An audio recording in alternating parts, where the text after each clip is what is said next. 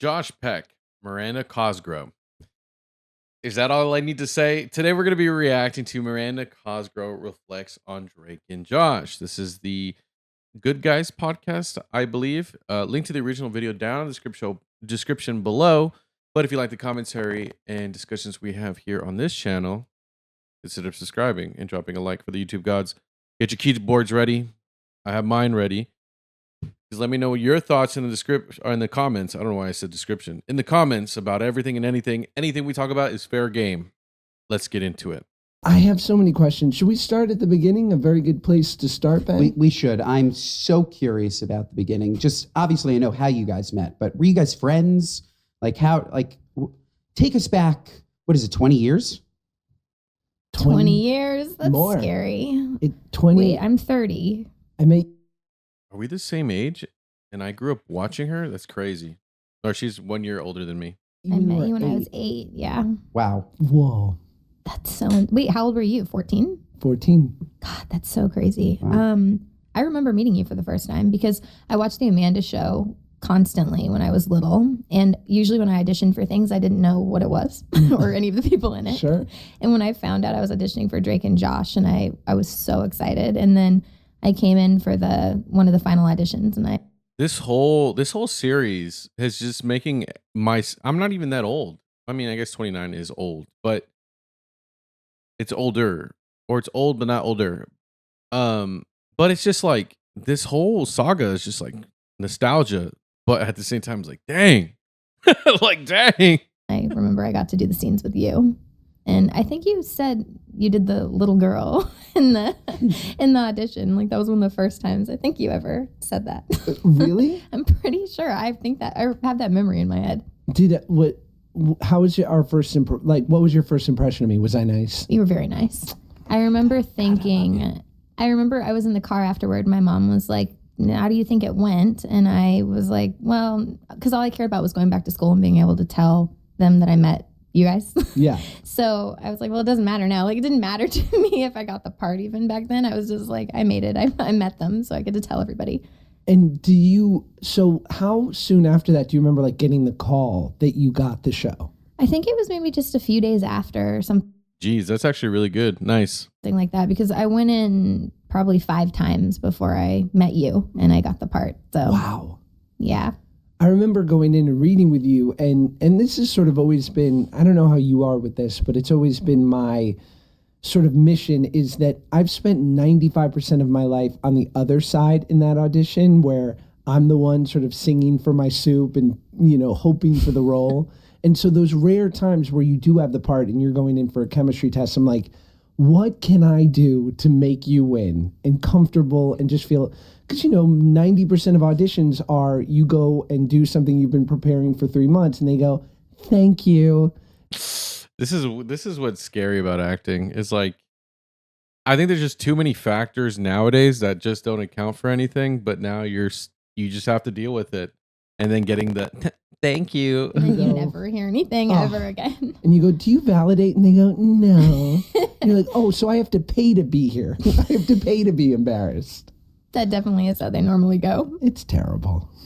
It is. What was, I feel like over the 5 years of Drake and Josh, there were so many great memories and so many great interactions. And then also it did feel like at times, I always wanted to know what your experience was like because, there was sometimes it doesn't feel like there's a big gap in our age now. But then certainly it felt like, we were in high school and you were I was so glad that you were kind of separated from us just being like knucklehead.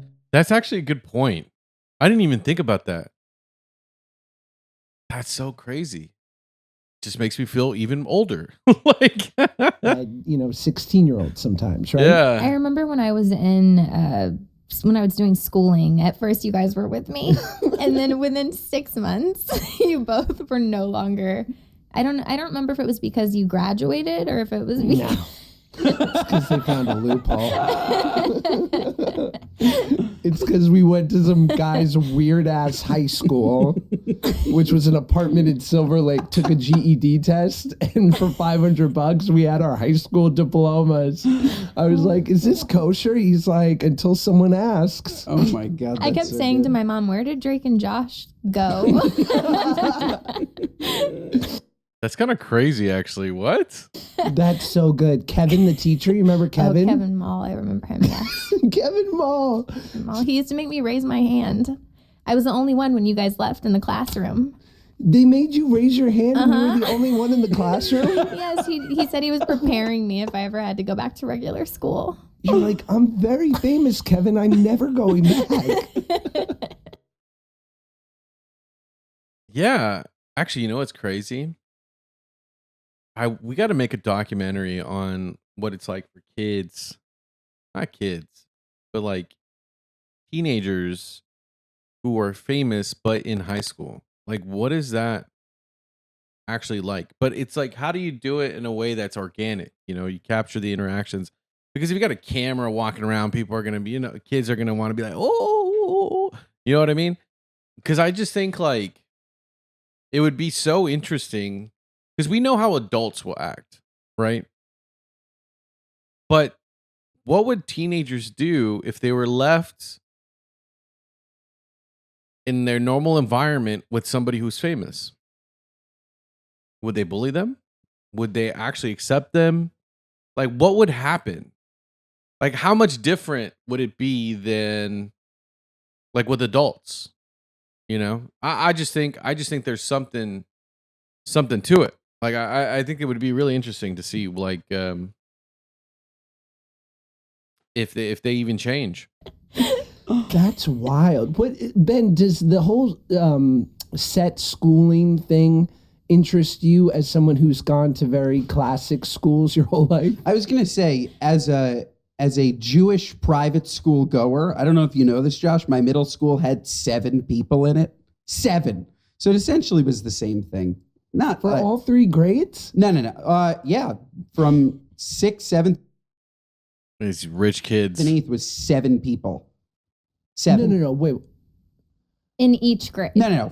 1 grade, 7 people. The full middle school was about 25 people. Tiny. That's insane. Tiny. How did that sustain? It didn't. They're bankrupt and gone. and my parents paid for private school education that was definitely not good education. What if you didn't like any of the 6 other people? What did you do? I would have told them and I would have probably transferred, but I did like them, thank God. And it was like super fun. But like, I guess I kind of did have. That's kind of weird. These school scams, which, by the way, if you got Max, HBO Max, there's a documentary, I forgot which one it was, but of like a reform school. And it's just like straight up some like a kid's prison. It's kind of weird. And what, God, I need to remember these names of these shows. But yeah, it's actually kind of wild. Not the same thing, but it was a very, very Which, let me know in the comments if you know the name of it. I don't remember. Small school. And as long as you liked your teachers. Did you like your teacher? Or were there multiple teachers? Or was one teacher that taught all classes? I am curious on that. Or like all subjects? When I got older, when I was in high school, I had 4 or 5 different teachers. But when I was younger, just Kevin. me and Kevin. He was nice, but the hand raise was a little strange. And so it was homeschooling from kindergarten through high school, but then you went to college, right? Well, I went to elementary school, just a regular public school until 5th grade. That's why I was excited when I auditioned for Drake and Josh, because all the kids at my public school watched the Amanda Show. Got it. And when I went back, I got to tell them all I'm on the show. And then I would go back to regular school in between filming Drake and Josh. So I'd go back for a few months when we were done filming a season. And it was crazy. I remember when Drake and Josh came out, I wasn't that popular in elementary school at all. Like, I had a few friends. I see. Okay, no, that's actually, you know what? That would be the best way to do it. Someone's filming, not elementary school, again, like high school. Someone's an actor. You basically say, you can't tell anybody you're an actor. You can't post about it, nothing. But we'll record a show, and then we'll release it while you're in school to see what teenagers do. Because it's just, I think there could be a real research study done on the mind of these teenagers nowadays, because they're also really mean. They're much worse than we are when we were kids. So I just wonder if they would react the same way as adults to these famous people. And I would like to think that they're going to act better than adults, but who knows, really. Friends that were my best friends, but when I came back, I remember going to recess and all the kids at recess were like running up to me and going crazy because they were all watching the show. It was crazy. That's crazy.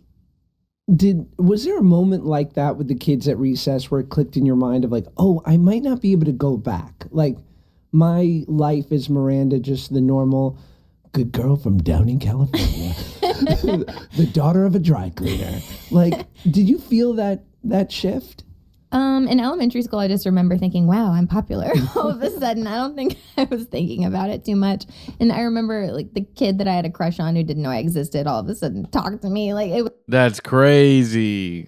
Hey, that's why you got to get famous. You don't need to be rich, just famous.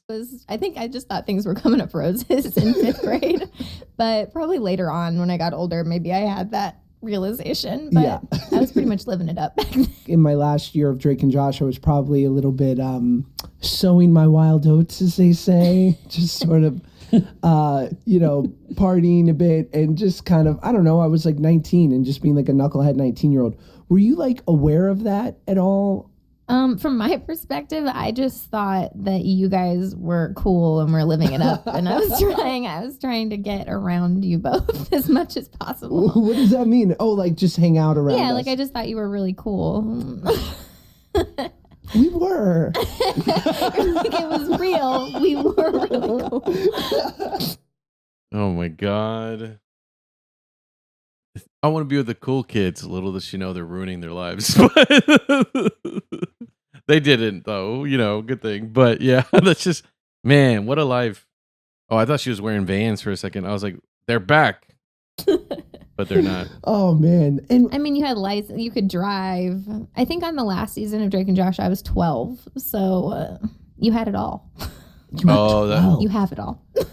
That's so crazy. But I remember when you guys got your license, like all the good stuff was happening for you guys, and I was too little.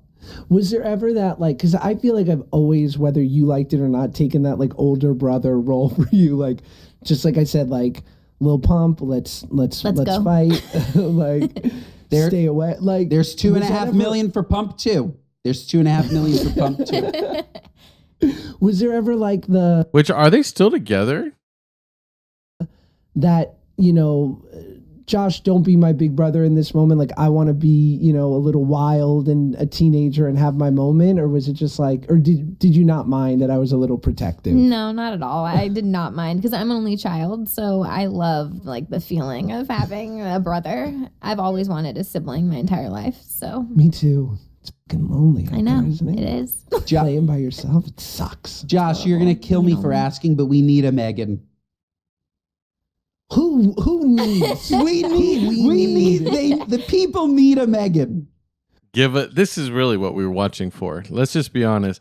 Megan. Did people ever ask you to say it? Come up to you and ask you to say it? People ask me to say, to record myself calling them boobs a lot. That's a thing I get. Yeah, that happens a lot. I'm getting Megan and you're getting boob? Yes, you have the better deal. Random people come up to me in Target and they're like, hey, can I video you calling me a boob?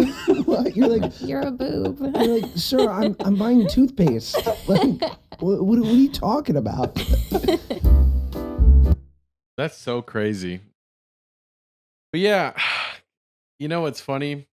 I really expected to have I thought there was going to be a deeper conversation, but I just came away with feeling old. Isn't it funny how it works? But I still think we should have like a study on the mind of famous people and in different environments, or not the famous people, but the people around them. Because I want to see how social media has changed the landscape of everything. But yeah, other than that, this whole thing was just making me feel old. Happy for them both that they're finally getting to a point in their lives where they're achieving something that they're proud of. I haven't really kept up with Miranda Cosgrove. Maybe I didn't know she was with Lil Pump. Y'all can let me know in the comments. I knew that she was for a little bit, but I don't know if that was like a bit, like to promote an album or something. But let me know in the comments what you think about all this. Love you guys. Check it out on the next one. Bye-bye. This video is brought to you actually by viewers like you. Thank you so much for subscribing and being part of my journey and allowing me to be a part of yours. Let's create new memories this 2025 on our road to 1 million subscribers. And with all that jazz out of the way, I just want to say thank you so much. I love y'all and enjoy the video.